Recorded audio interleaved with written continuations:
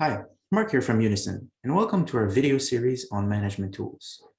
In this series, we will discover or rediscover 7 tools that will help make your work sessions more stimulating and improve your problem solving. Today, activity network diagrams. So how can we completely implement a new plan or change as fast as possible? Activity network diagrams graphically show the sequence of tasks required, the total execution time, the tasks that can be completed simultaneously, and critical tasks to monitor. How do I make an activity network diagram? Well, first, we need a task list. This can be made through brainstorming or even a tree diagram.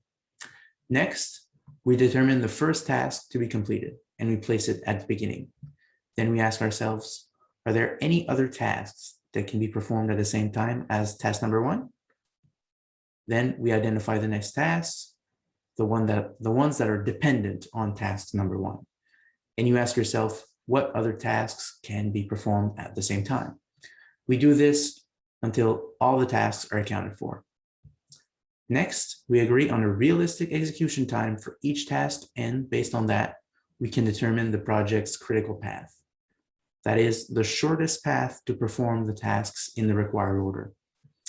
With all this information, we can calculate the planned start and end time for each task. In addition, the tasks that are not on the critical path will now have a buffer time that allows us to start a little later without affecting the project's end date. These calculations may be a little difficult at first, but with practice, it becomes second nature when developing and communicating optimized timelines and effective controls. The activity network diagram is a visual and effective planning tool when it's used correctly.